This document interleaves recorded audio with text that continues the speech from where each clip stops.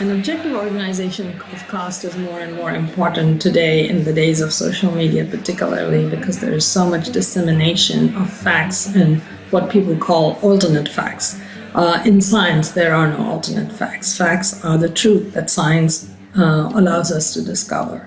And caste allows us to be able to look at those facts and help interpret those facts based on scientific principles. CAST is an important organization because it follows the science and communicates what the science tells us about issues of importance in agriculture today.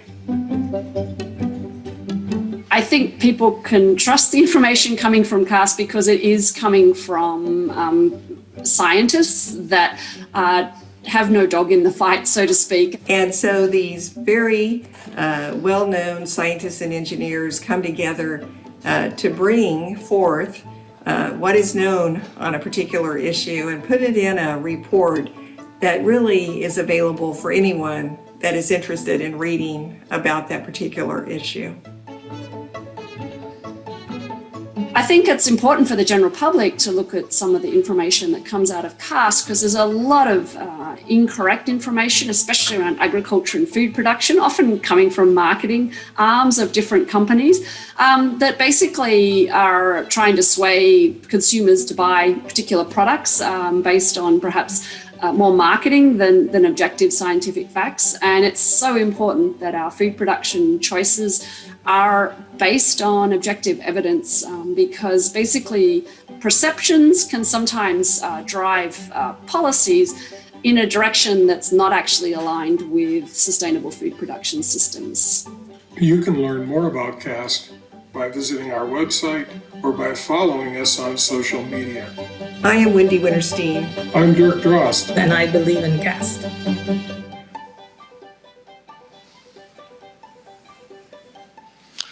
Good morning, ladies and gentlemen. Thank you for being here with us this morning to help us celebrate and recognize this year's Borlaug Caste Communication Award winner. My name is Kent Chesky, and I serve as the Executive Vice President and CEO of the Council for Agriculture, Science, and Technology. It's our privilege to host you this morning. We're really thrilled to be here at the World Food Prize Hall of Laureates, and it's an honor to be doing this in the shadow of Dr. Borlaug's picture. We have been very fortunate for the last 12 years to be able to present this award as a side event in conjunction with the World Food Prize. We are delighted to have with us today the president of the World Food Prize Foundation, Ms. Barbara Stinson. Barbara assumed this leadership role of the foundation in January of 2020, following a career built on championing policy, research, and project innovation. Previous to this, she served as the co-founder and senior partner of the Meridian Institute, a renowned nonprofit organization based in Dillon, Colorado, and Washington, D.C., that guides collaboration and drives action to address the world's most complex issues. Many of you may recall that her predecessor, Ambassador Ken Quinn, often stopped by our breakfast and would share a quick welcome before dashing out of the room to the next event he had to go to. And Barbara, we are so pleased that you're with us today to continue that tradition, and we'd like to welcome you here this morning. So, thank you.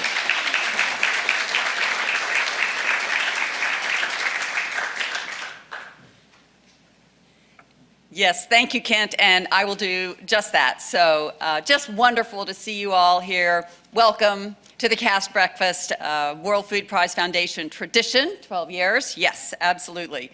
It is such an honor to have all of you here in person. We've envisioned this for months and months as a team now, and it's just great to be back, probably ramping up to where we formerly lived in the massive convening here in Des Moines in October, but starting with just a wonderful group. So thank you for coming. I know you're all looking forward to an upcoming meeting in Columbus, Ohio. I hope that really goes well. The work of this organization is so important. It's our honor to honor the Caste awardee every year. This breakfast has been played a vital role in the convening and coordinating of our networks and the experts in the ag space over all of these years. We've been longstanding partners, and we want to continue that tradition. So at this point, I hope you're looking forward to a long, wonderful day of events. We do proceed after this with a roundtable on gender equity and equitable livelihoods. It'll be broadcast from up there, but received down here. You can watch in person together. And for those of you who are staying and register for the dialogue.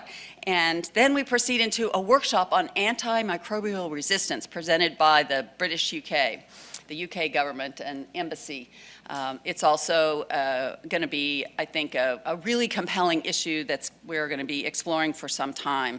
Then Secretary Villalobos and Secretary Vilsack gather together here in person, but with our Minister of Canada, Beal, joining virtually.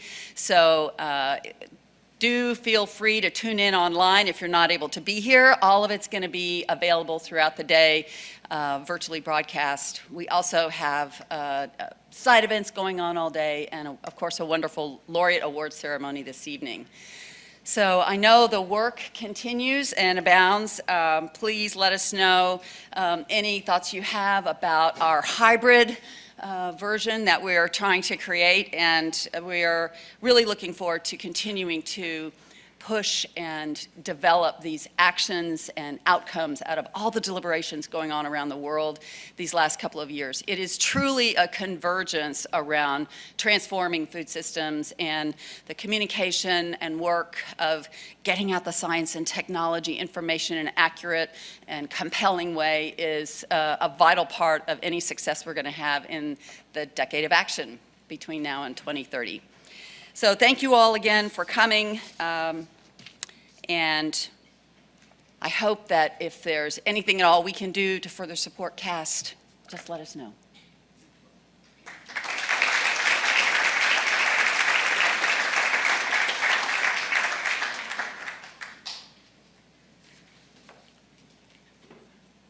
Thank you, Barbara. We look forward as well to continue our strong partnership with the World Food Prize Foundation to build on the work. I think it's the shared legacy and the role of Dr. Borlaug in both of our organizations that really compels us and drives us to continue to build on that partnership. So thank you for joining us this morning.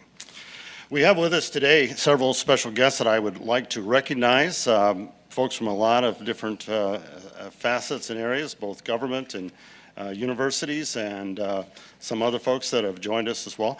A couple of our special guests I'd like to start off with is to introduce and just to maybe have him wave, Mike Naig, Iowa Secretary of Agriculture. So Secretary Naig, thank you for being here. Also joining us this morning is Julie Kenny, the Iowa Deputy Secretary of Agriculture. Julie, thank you for being here as well. I don't know if I saw her in the room, but she had indicated she was joining us. Dr. Jan Lowe, one of the World Food Prize laureates. Yeah. Thank you, Dr. Lowe. We had an opportunity to work very closely with her last year. If you recall, during the World Food Prize last year, we actually did a virtual release of a CAST publication looking at biofortification, and Dr. Lowe was part of the team that helped put that together. So thank you for your work on that. We also have a group here with us that I'd like to kind of introduce en masse. They are members of the World Food Prize Global Guides and the Global Orientation for Agricultural Leadership, or GOALS. Both are hosted in partnership with the Global Teach Ag Network, Penn State University, and the University of Idaho. Would all of those participants please stand, and we could like to recognize you.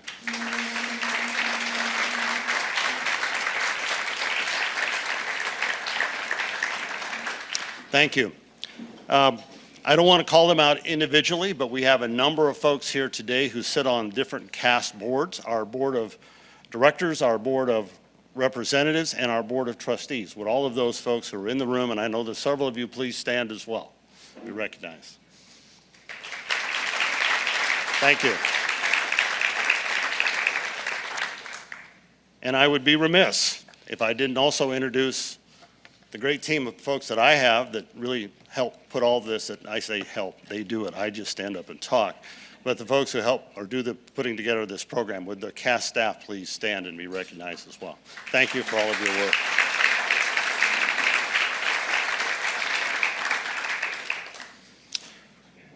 If I could have my first slide.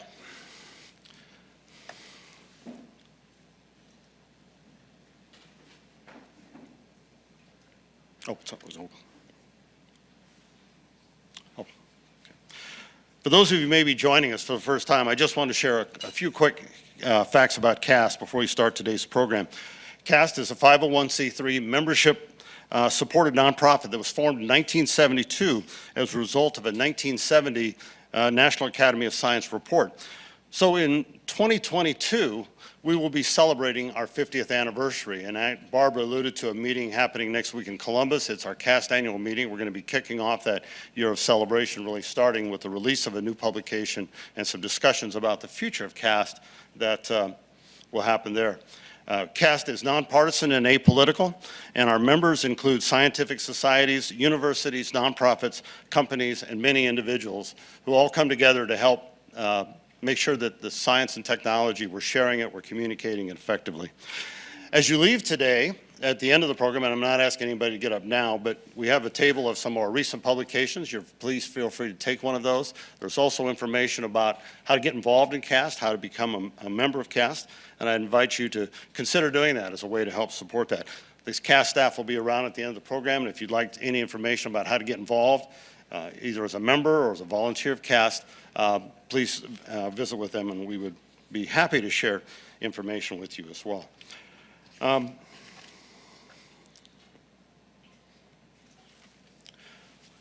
We are here today to honor the recipient of the 2021 Borlaug CAST Communication Award that's given annually by CAST to a scientist, engineer, technologist, or other professional who demonstrates a passionate interest in communicating the importance of agriculture to policymakers, to the news media, and to the public. It is dedicated to Dr. Norman E. Borlaug, who is a strong supporter of CAST and the author of CAST's first publication, and also to Dr. Charles A. Black, the first executive vice president of CAST and was a member of the founding committee of CAST. The presentation is a globe bronze, custom designed for CAST by noted artist and sculptor Jerry Palin. The spherical bands around bear the words agriculture, science, and technology, while the base is inscribed with a phrase that captures the essence of agriculture, a world supported by plants and animals. This award was first presented, as I mentioned, in 1986, and from 1986 to 2009, it was named the Charles E. Black Award, and it was given for outstanding science communication. You can see the list of all the people who had received this award during that time frame. In 2010, the award was renamed to honor Dr. Borlaug, and over the past 12 years, we have recognized a number of well-noted, well-respected recipients of the award. Many of those, if you've been here before, I've heard them speak, but if you follow science communication, people who have been very involved. Just to kind of review some of those folks, Dr. Akin Adesina, who was also recognized in 2017 as the World Food Prize laureate, Ms. Catherine Bertini, who was a 2003 World Food Prize laureate, Dr. Carl Winter, Mr. Jeff Simmons, Dr. Allison Van Eneman. You may have noticed Allison was in our video at the entrance of the program, very involved with CAST. Dr. C.S. Prakash, Dr. Kevin Folta, Dr. Jason Lusk, Dr. Marty Matlock, Dr. Frank Mingaloner, and last year's award winner, Dr. Alexa Lamb. Each of these award winners have been outstanding examples of excellence in communicating agricultural science and technology. This year's winner, who you'll meet in just a few minutes, is another example of this, and we're very pleased to honor them today. CAST is very pleased to work with the Farm Journal Foundation as a sponsor of this year's award. I've known and worked with the Farm Journal Foundation for a number of years, and I've always been impressed with their commitment to the importance of communicating about the science and technology so critical to our modern food and agricultural system. We'd also like to thank with us today is FMC for their support of this morning's breakfast and the video recording available. Ryan, thank you for being here and thank you for supporting that. Now I'd like to introduce Trisha Beal, President of the Farm Journal Foundation, to bring some remarks and greetings from the Farm Journal Foundation.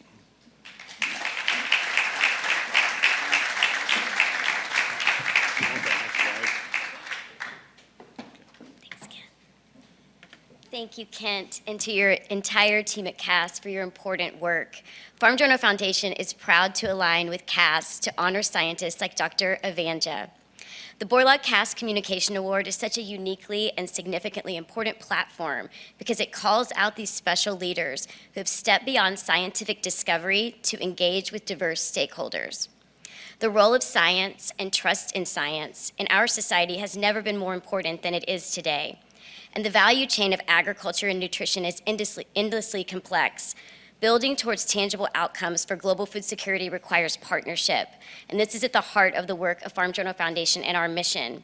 Since our inception, it has been mission critical for us to build partnerships with farmers, ranchers, and growers, scientists, academics, and global thought leaders. And for this reason, we are passionate about supporting leadership capacity in agriculture and science communications. Our mission is dependent upon it. Thank you, Dr. Evangel, for your dedication and your contributions. We are so grateful for you, and that CAST provides this very special way to recognize the extraordinary value of great communicators. Thank you so much.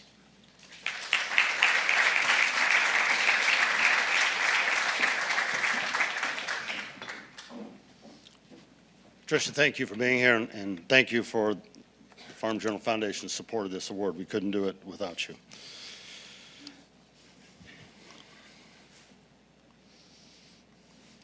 Also, as I mentioned, FMC was also providing support for the event. Their support helped us with this morning's breakfast, and also a video recording of this morning's events that we'll be sharing in a few days after we get it edited and send it out. And we're hoping this will be a way for us to reach an increasingly broad and diverse audience about the messages of science communication.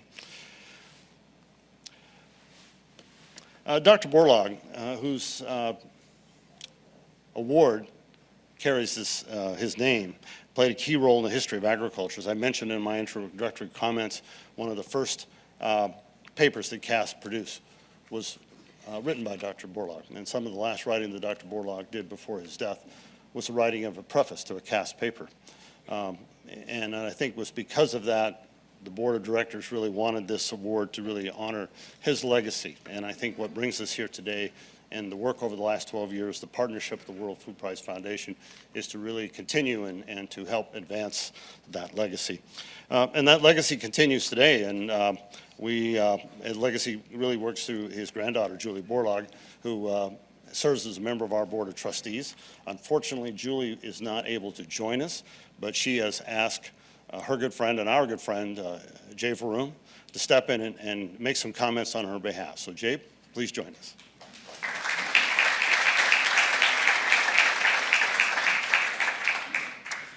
Well, thank you, Kent. Good morning, ladies and gentlemen. I've had a little experience in standing before this audience and many other audiences over a delightful career that I've enjoyed. I don't think I've ever felt any more pressure than this moment to have to be here to bring you greetings on behalf of the Borlaug family, Julie, and of course, Dr. Borlaug. How many of you, like me, had the pleasure of meeting and knowing Dr. Borlaug? Could you raise your hands? So thank you. We're not alone. But like so many of us, we're getting older, not getting any younger every day. So there are fewer of us to be able to express the profound experience of being in Dr. Borlaug's presence.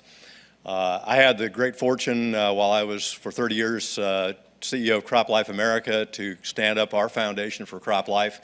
And Dr. Borlaug was an honorary board member of that board of directors for our foundation for many years.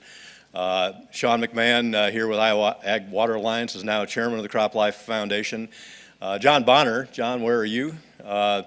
John came to me in 2009 and said, I'm thinking about something like this award for the recognition of ag communications and science excellence. Who do you think could sponsor this? And I said, the Crop Life Foundation, and we were honored to do that, John, for 3 years consecutively. And proud to be associated continuingly now with Trisha and Farm Journal Foundation and the support of this effort. Julie sends her regards. Sorry that she's not able to be here this morning. Has a little trouble with her back. Hopefully she'll be back up and we'll see her throughout the rest of today and tonight and tomorrow. But the pressure really is on for me to think of what to say.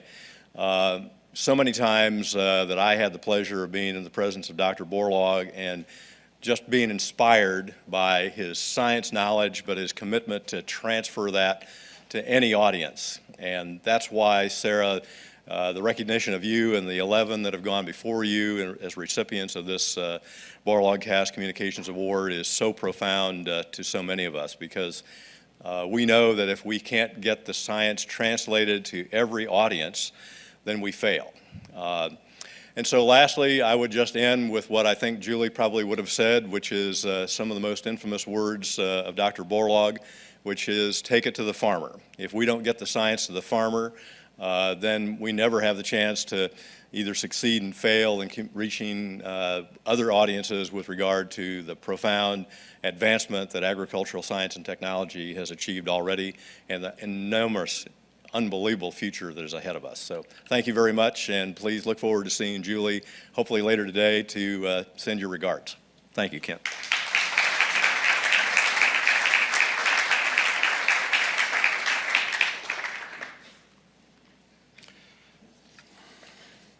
In any recognition, the selection of the recipient begins with a consideration of a number of candidates and nominees. CAST is fortunate that each year we receive many nominations, outstanding candidates, each of whom is deserving in some way for this prestigious award. The responsibility for naming the recipient is taken very seriously by our selection committee. Comprised of several members of the CAST Board of Directors, the committee carefully reviews, evaluates, and discusses the qualifications of each of the nominated candidates before making its final decision. The announcement of that decision was shared publicly in a virtual event we held earlier this year. Many of the nominations come from our member societies, professional associations, corporate members, and others come from individuals and peer colleagues. Cornell University was nominated this year's recipient. With us today to introduce this year's recipient is Dr. Ronnie Kaufman, Director of International Programs, the College of Agriculture and Life Sciences at Cornell University. I'd like to this time call Dr. Kaufman forward to introduce our award winner.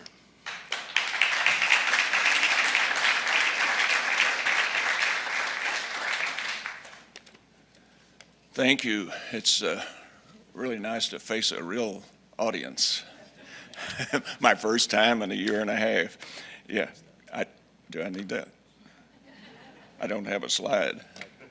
Okay, thanks. Well, I should, I think it's very appropriate that this award is named after Dr. Borlaug. I have one particular credential I should mention. I was Dr. Borlaug's graduate student, his only PhD student. So he, I don't want to get started reminiscing here like Dr. Borlaug would. If you stood him up like the previous speaker, what when he had an idea, he would write it down on a napkin or whatever he had, stuff it in his jacket pocket. So then when he was called up to the stage, and if he didn't have an idea coming up, he would reach in his pocket and pull out that wad of paper. Oh, and that would prompt him, and he was off. And he was absolutely a master communicator. When I worked with him in the field, it was hard work. We'd get tired, so one of us would think up something that was going to prompt him. And, did you see that article by that economist the other day that was predicting gloom and doom? And he would start talking, and we'd get about 15 minutes of rest while he held forth. So it's really my great honor to introduce Sarah Evangel as the 2021 Borlaug Cast Communications Award recipient. I have trouble remembering what year it was, but I think it was 2008 when I first met Sarah, when she was still a student, and was hired by a project that Dr. Borlaug and I initiated, the Borlaug Global Rust Initiative and the Durable Rust Resistance in Wheat project. So Sarah was hired as a research analyst. Not too long after that, the project manager left, and Sarah had proved so capable that we gave her the project manager's job. Maybe, 6 months after you got your PhD. So she helped us renew that project. I remember she and I went on a communications tour in London and came off with an extra $15 million as the result of that tour. So that's when I realized she was a good communicator. So we went through, she helped manage that project and then launched on her own, and that's the basis for this award. She's the intellectual founder and leader of the Alliance for Science, a global communications initiative addressing misinformation around crop biotechnology. Her efforts have built the Alliance for Science into a global force, defending agriculture and shaping policy. As a professor at the Boyce Thompson Institute and an adjunct research professor at Cornell University's College of Agriculture and Life Sciences, she's much sought after as a global science communication thinker, orator, writer, teacher, and scholar. Dr. Evangel is a leading voice in the global conversation around food security and crop biotechnology. She's been featured on CNN, NBC, the New York Times, the BBC, National Geographic, Wired, and many other major national and global media outlets. Dr. Evangel is a role model for the modern science communicator. Her passion for effectively communicating about agriculture has inspired many others to become science champions. This is especially true among women and people from developing countries where a bulk of her work takes place. At a time when misinformation hinders progress in climate change, food security, agricultural innovations, there's an overwhelming urgency for people of determination to stand on the side of science. Through her unwavering efforts, Dr. Evangel has established a new high-water mark for what it takes for scientists to influence policymakers and the public on matters most important to global food security. Congratulations, Sarah, on this well-deserved award. We look forward to your remarks.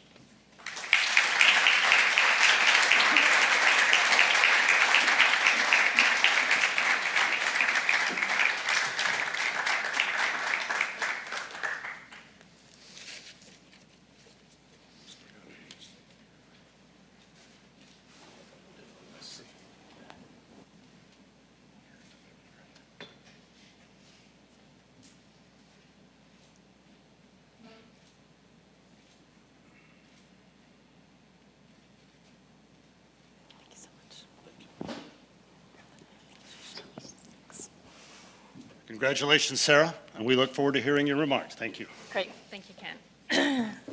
It's so great to be able to meet all of the global guides today. Thank you so much for coming. Thank you, Ronnie, so much for so many years and so many things. Thank you to CAST, the entire CAST team, especially to Melissa and Kent, who have helped me get organized for this big event, so thank you. And thank you to Trisha and the Farm Journal Foundation, and Ryan and FMC for the great breakfast this morning. And thanks to the organizers of the World Food Prize for making it possible for us all to be together here in person in this very meaningful place and this very meaningful room. I also want to thank my parents who spent many a week in Des Moines in October over the last several years, helping take care of my young nursing babies while I launched my career and the Alliance for Science, for which this award is being recognized today. They were troopers, not just here in Des Moines, but in a lot of far-flung places of the world, thanks to my husband and my 3 kids. And I want to thank all the donors who have helped support our Radical Alliance over the last few years.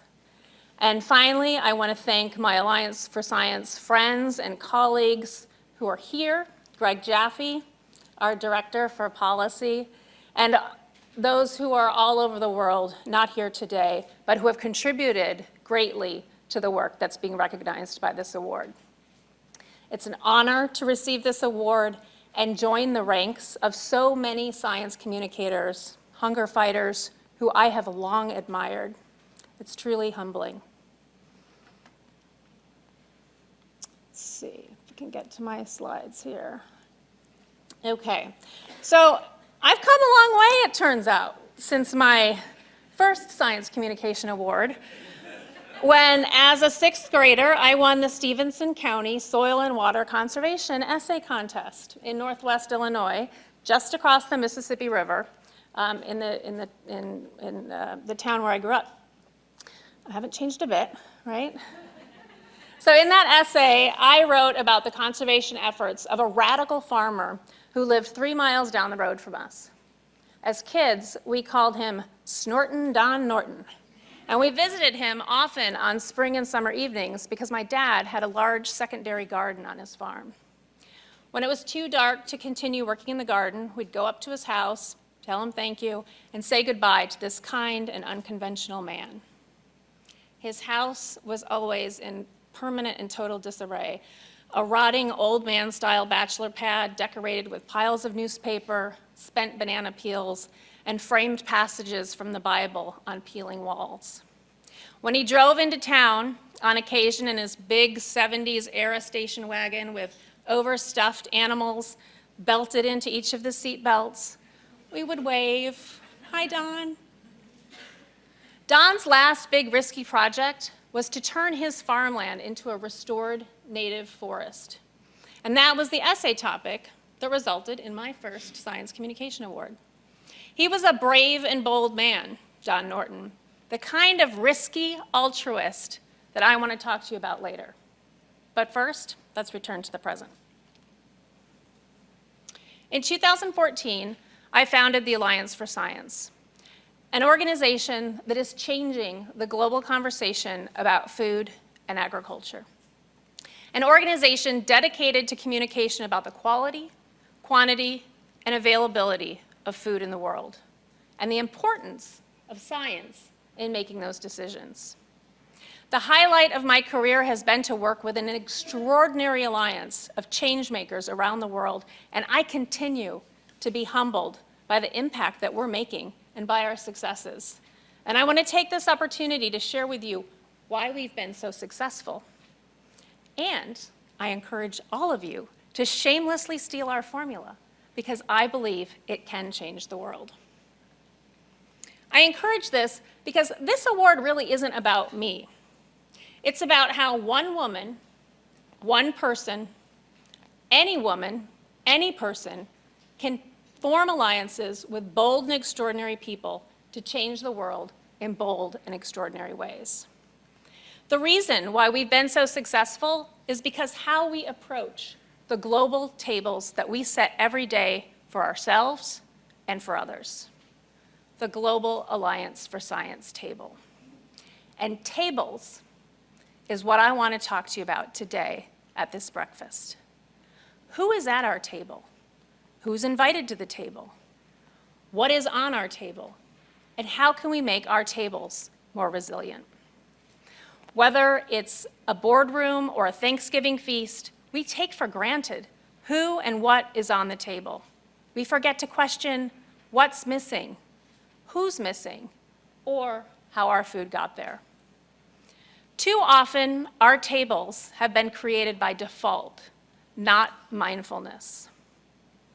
Too often, our tables are created by default, not mindfulness.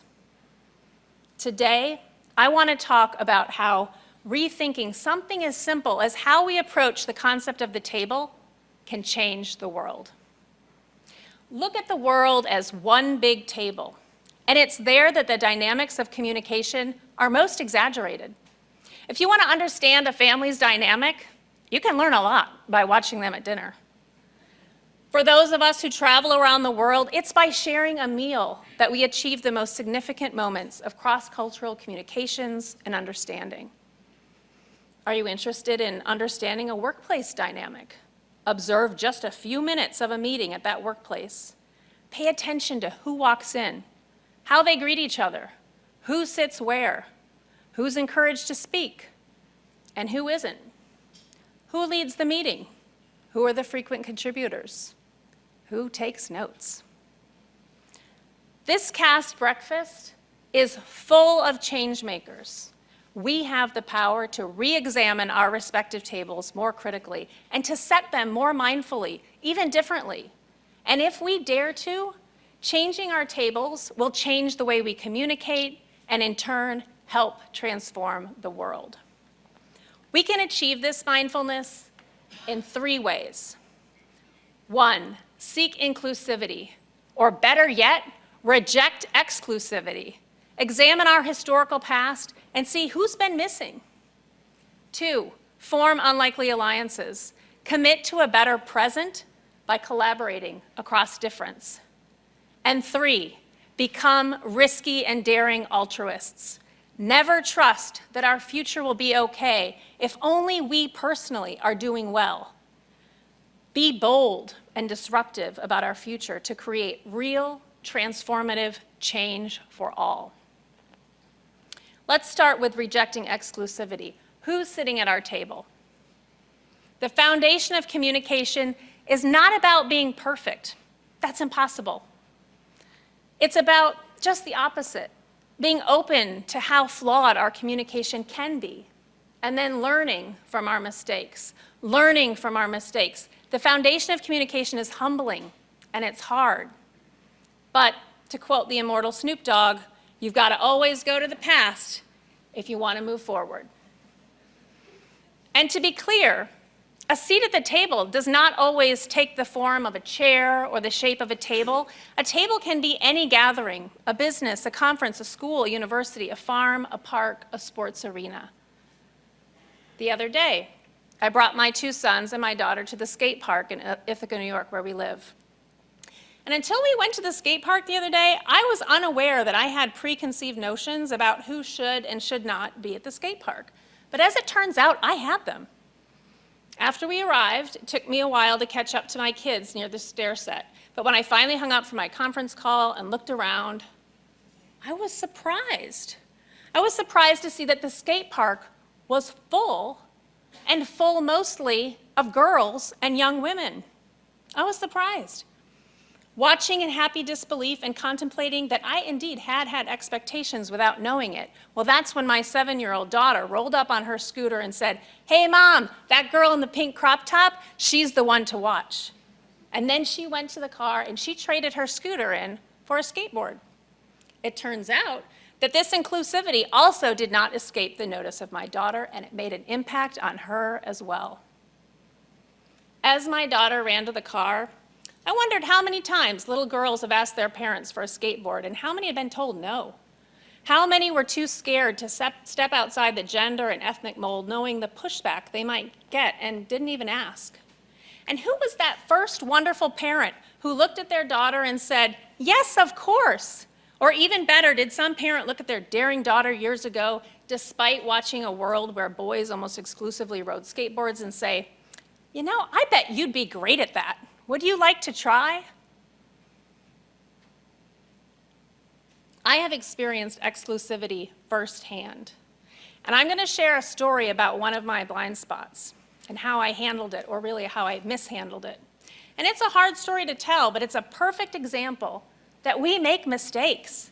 And what's important is that when we recognize our mistakes, that we learn, change, and grow, and we become better communicators, better allies, and better advocates. So here's the story.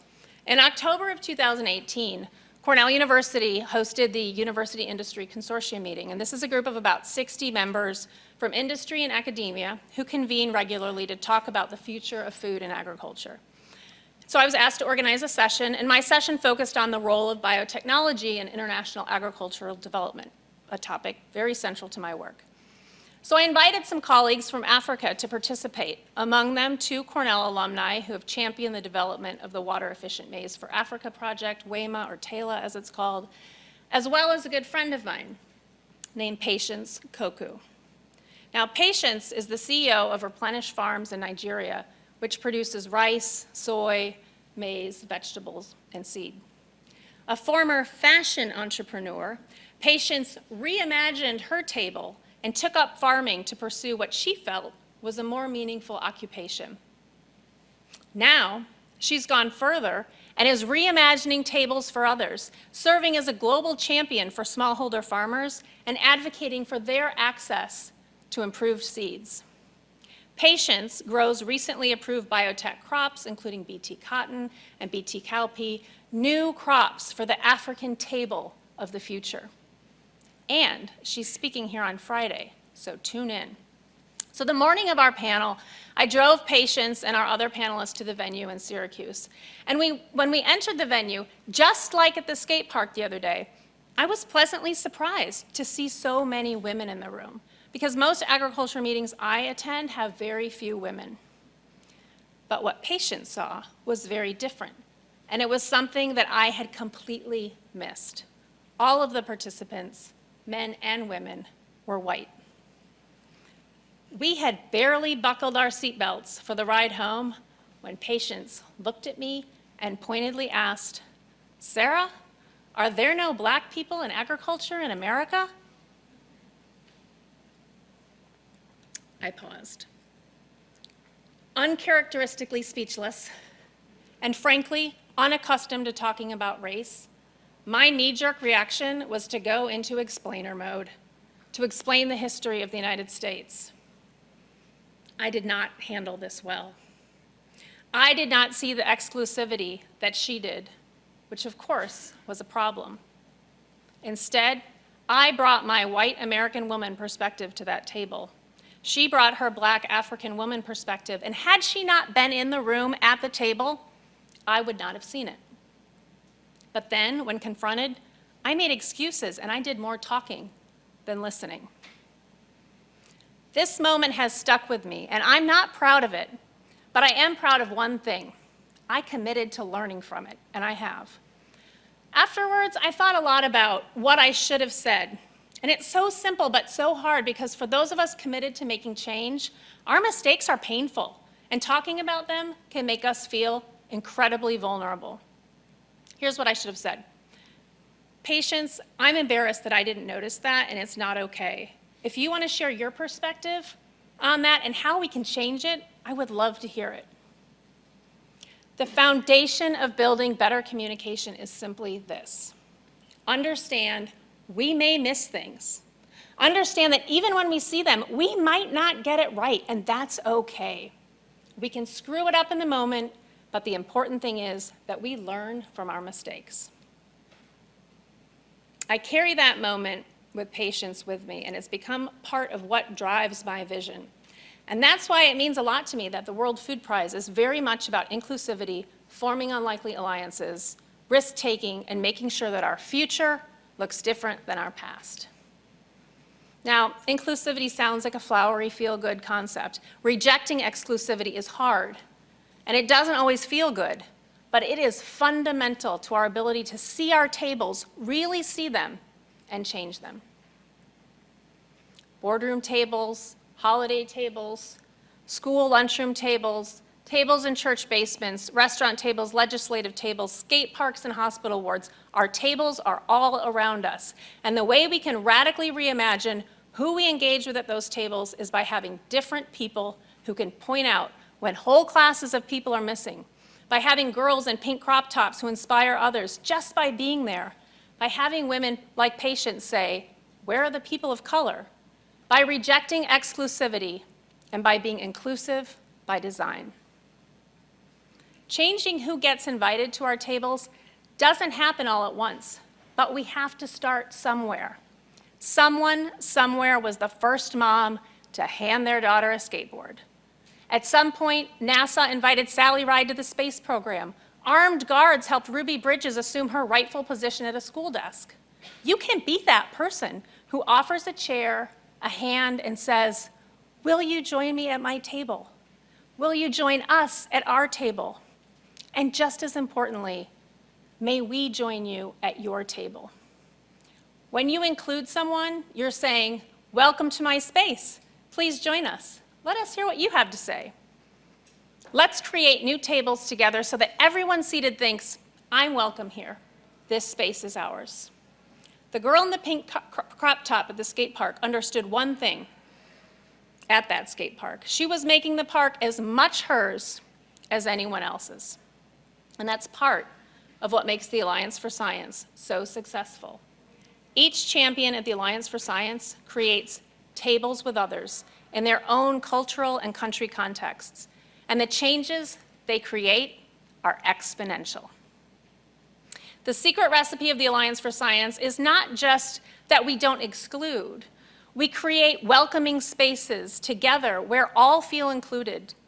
Inclusivity is a powerful ingredient for big change. And that brings me to examine our next ingredient. Form unlikely alliances. Once we've learned from our mistakes about improving inclusivity, rejecting exclusivity, how can we communicate across differences and form unlikely alliances? I was in the lobby of the Des Moines Marriott in October 2013 when I first pitched the need for a radical collaboration of daring communicators. The concept of the Alliance for Science, an organization of different people from all corners of the world with varying degrees of professional backgrounds, some with no degrees at all, from farmers to academics to social scientists to political leaders, all to form a global alliance for science with classes of global fellows at the center. Members of that first class included a radical Filipino priest, a soft-spoken vegan punk from Oakland, California, a Hawaiian papaya farmer whose day job was physical therapy, and a Ugandan coming in from the health sector. People and ideas from far-reaching geographical and ideological corners of the world coming together to promote increased access to agricultural innovations that can improve lives and the environment. We formed our alliances with disparate peoples. They were and they are our strength.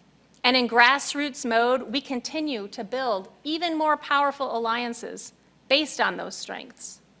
This new grassroots model of rejecting exclusivity and forming unlikely alliances was what was so transformative. And that was also what was so threatening to some people. But we'll get back to that.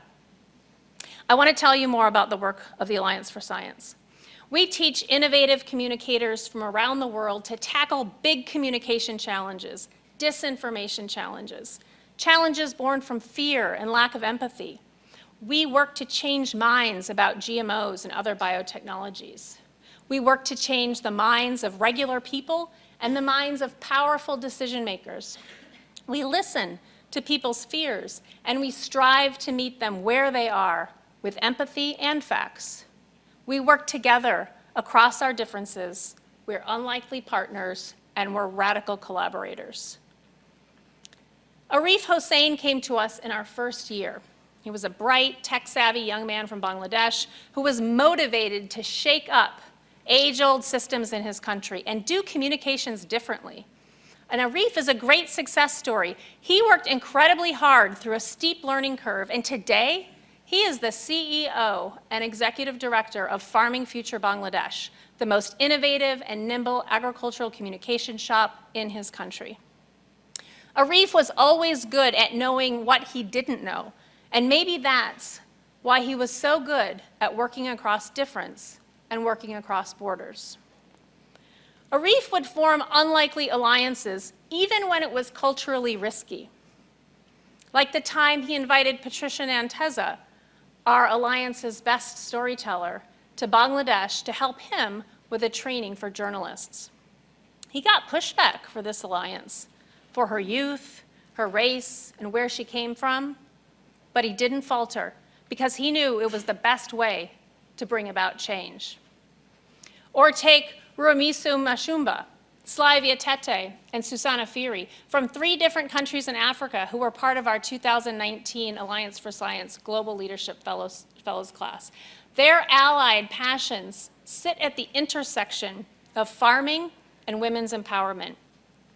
These 3 champions are passionate about ensuring access to farming innovations, and they're committed to ensuring that the underserved are seated at the tables of the present and the future, especially those women across the African continent who bear much of the burden of farming and feeding the continent, and yet have little access to land, seed, or capital. They strive to include the women who farm and form alliances with them. These are just a few of the many champions within the network of the Alliance for Science who are doing transformative work for food and agriculture. And we never would have found each other if the Alliance hadn't purposefully sought out people of diverse backgrounds, unlikely table mates, whom we purposefully joined together to be daring and risky altruists. Sometimes unlikely alliances are hard, and it's so much easier to work with people who we're comfortable with, either because we share a cultural background or we've worked together before. But magic happens when we take up the challenge and the risk of forming unlikely alliances. So risk. Let's talk more about that third topic, risky altruism. So what do we do when things are going well? How many people here, when things are going really well, think about changing that comfortable status quo for the riskier outcome of making it even better? How many are willing to throw away the familiar and risk further change? For how many of you is that your first instinct?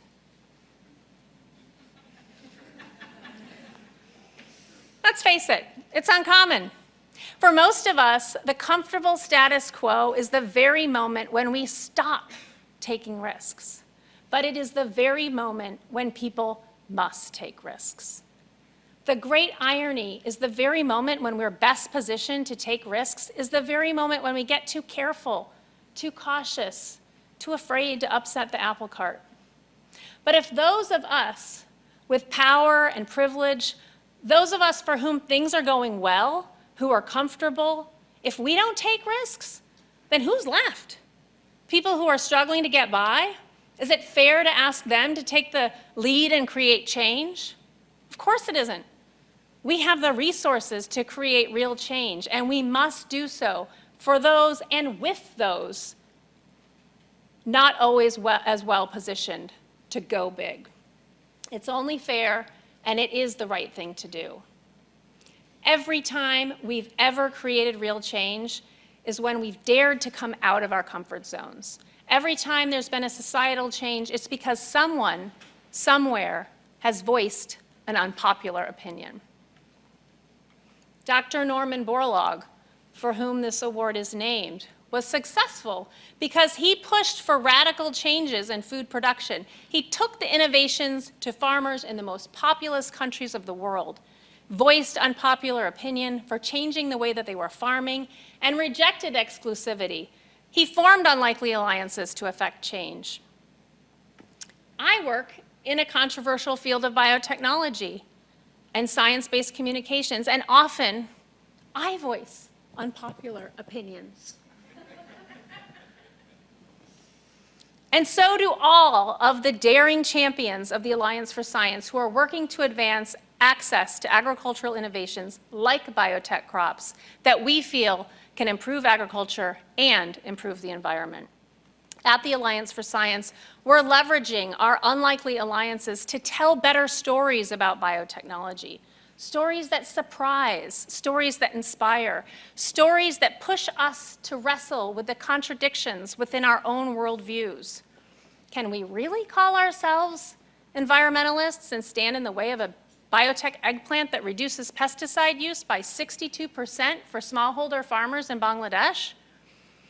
As animal rights activists, can we oppose biotechnology that reduces animal suffering? As vegans, can we oppose biotechnology that creates plant-based meat substitutes? I want to introduce you to some of the storytellers of the Alliance, communicators who should be on this stage with me right now, because really, this is their award too.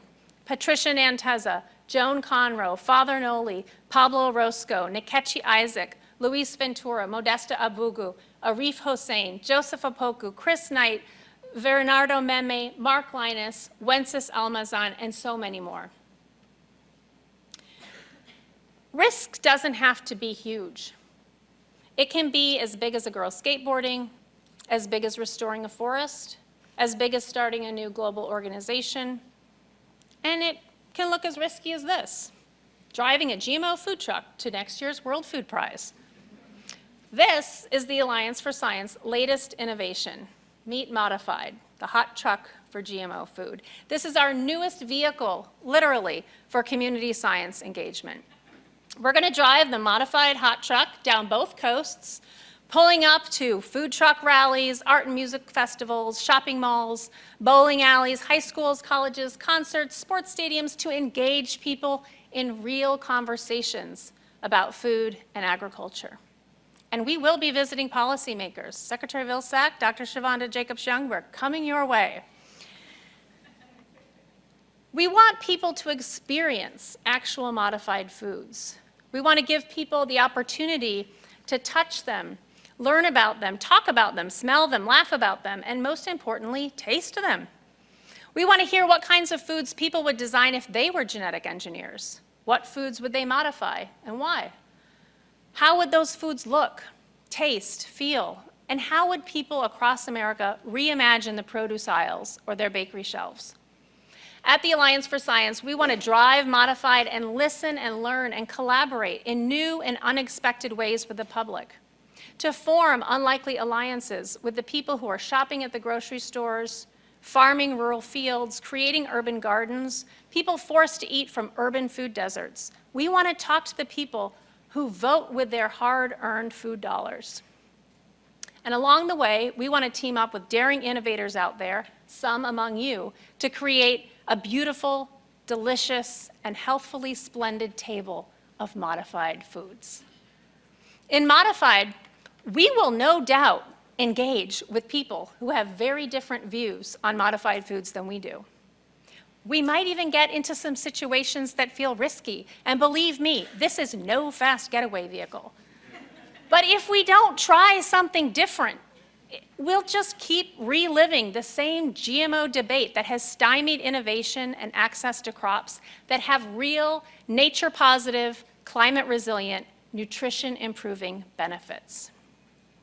To be successful in our communications and everything else we do, we must get uncomfortable.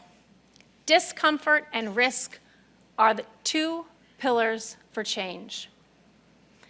Every person in this room is here because you are massively successful. And I guarantee it took you some discomfort and risk to get here.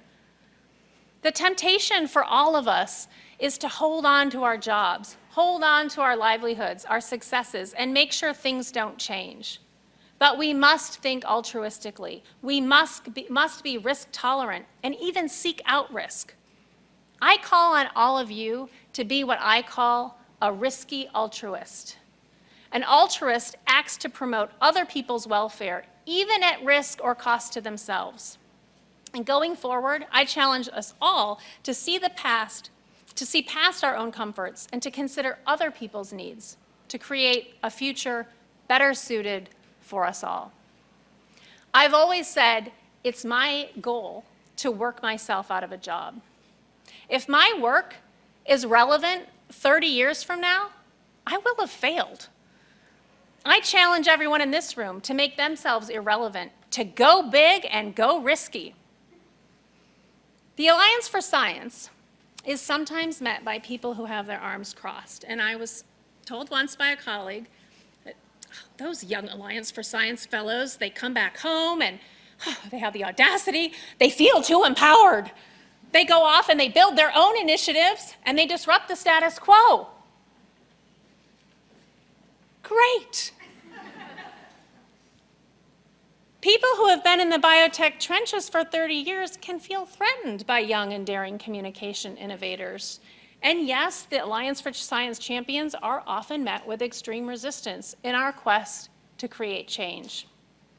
But if they can do it, in most cases, people with much less power and privilege than those of us in this room, then so must we all.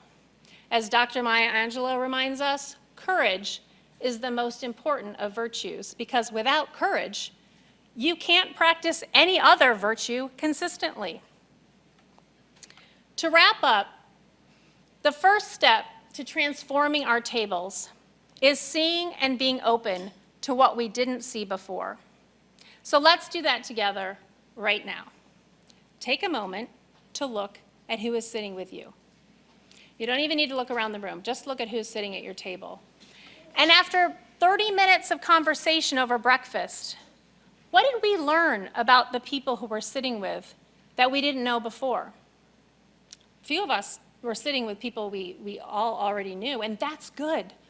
New faces alone can change the table. New faces add to that new dialogue, new ideas, new perspectives, new ways of doing things. It's a great start. Now look harder. Whom do you see? And as you were listening to my talk, did you ever feel a little uncomfortable? Have you thought about how you first felt when you sat down at that table?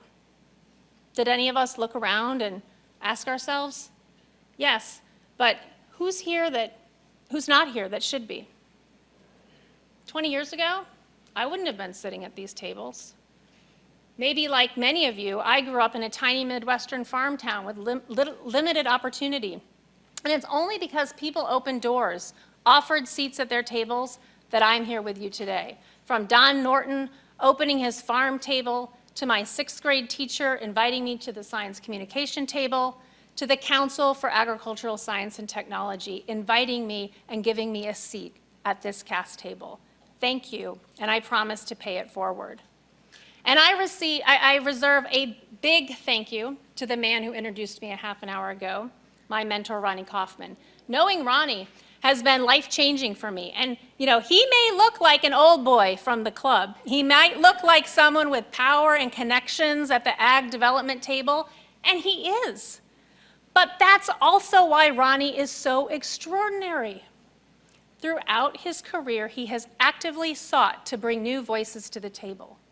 Ronnie seeks inclusivity. He forms unlikely alliances, and he is a risky altruist. In fact, Ronnie is one of the most humble and resourceful altruists I know. As department chair, Ronnie transformed the Department of Plant Breeding and Genetics at Cornell to achieve gender parity. As the chair of the Borlaug Global Rust Initiative, he is elevating opportunities for young scientists around the world through the Jeannie Borlaug Women in Triticum program. The WIT Award, as we call it, helps recruit and retain early career women working in the field of wheat. And this program has been so successful that he and the BGRI are working to expand this program to improve gender balance in all breeding programs across all crops. Ronnie played a key role in changing my life. He was bold and risky with his vision for the future, and he helped me believe in my own big, bold, and risky dreams. In a sense, Ronnie handed me my skateboard. And among other things, he taught me to beg for forgiveness, don't ask for permission, to live off what I could kill, to actively seek out and surmount insurmountable opportunities, and to surround myself with good people and not always people who looked like me. To do the right thing, no matter how difficult. Ronnie Kaufman looked at the past and found it unacceptable. He set new tables for the future of agriculture and development and included new voices and new faces. And when I sat at his table for the first time, I was grateful that he had included me. But soon, he helped me realize this table belongs to me, you, and so many others seated here. Those of us new to these tables, we're adapting to the feeling of inclusivity, and we're running with it. We're creating new alliances. We're advocating for risky, altruistic change, and we want you to join us. We want to join you at your tables. Change is hard, but it's contagious, and learning can be painful in the short run, but the joy it brings in the long term cannot be measured. Most people who have helped create this daring and risky adventure we call the Alliance for Science, they don't look like me. They come from all around the world. They have different perspectives, different skills, different challenges. But we share one thing. We believe that if we all sit down together and commit to a better world, we can create that brave new world together. And we believe that each of us brings something critically necessary to create that change. We are different. We are so different, but we're on the same team. Exclude no human being from your tables. Reject exclusivity. Be inclusive. Form unlikely alliances with those who make you question, think, and grow, and risk it all to rebuild a better world together. Set daring tables for tomorrow and make them bold. We can take up our hammers and we can build new tables. We can feed the world. We can change the world. We can create better futures for all of us. Together, we can do it. One chair at a time, one table at a time, one room at a time. But that time is now. Thank you.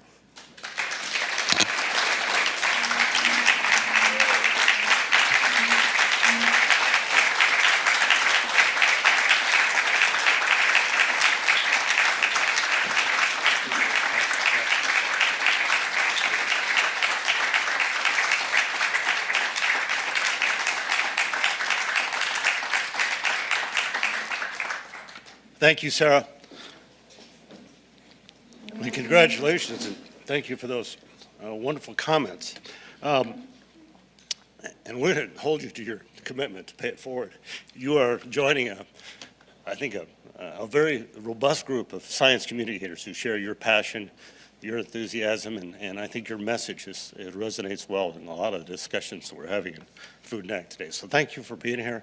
Thank you for being a part of the Borlaug Cast Communication Award group now, and we consider you part of CAST and part of our family, so thank you for that. As our program concludes, I would like to once again thank our speakers and particularly thank our audience for being here today. Particularly like to thank Farm Journal Foundation, Trisha, for support of this program and all the work that goes into it, not just at this award, but year-round to choose and select and really to work with these winners year-round. Also like to thank FMC for their support of this morning's breakfast and helping with the video. That was a powerful message that Sarah shared, and there will be a video made available of that, so look forward to receiving that. One of the things that I also like to share with you is we have some upcoming events that we'd like to just make you aware of. You may find it hard to believe this 50 years of CAST, 1972 to 2022. We're actually kicking this off next week at our CAST annual meeting in Ohio with the release of a new publication that focuses on looking back at CAST history, assessing where we are today as an organization, but more important, looking forward to what we should be in the future. And that publication will be made online. We'll be doing some hard copy distribution. We hope to have a series of listening and discussion events over the course of next year to share it, and more importantly, get input from our stakeholders, our members, and as Sarah described, more broadly, this table of people that we need to be engaging in science communication. So please be looking for that. Let me back up. Another thing to share with you, November 16th, we will be releasing our next CAST publication. It's a paper on GMO-free, the impact on consumers, retailers, farmers, and environment. This will be done through a webinar. We'll be sending out information about that, and we invite you all to join. All of our webinars are free. All of our CAST publications are free to download from our site. So please be looking for this as it goes forward. In December, we're working on, we haven't set a date yet, but we plan to release another publication looking at goals, strengths, and limitations governing the use of life cycle assessments in food and agriculture. We hear a lot of discussion about life cycle assessments, the importance they play in helping us measure the relative sustainability of different practices, and we look to this paper to delve a little deeper into what constitutes these life cycle assessments, how are they used, and limitations. So please join us for that as well. One of the last things that I guess I want to close on is the process starts all over again. This next week we'll be announcing the opening of the nominations for the 2022 Borlaug Cast Communication Award.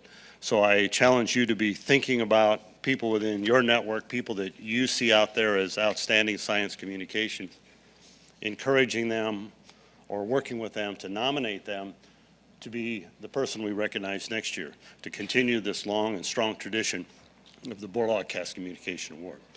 Again, thank you for being with us today. It's been a great breakfast. It's been an honor to have it here in the Borlaug Hall of the World Food Prize Hall of Laureates, and it's a momentous day to be here with all of you, and thank you, and have an enjoyable day. Thank you.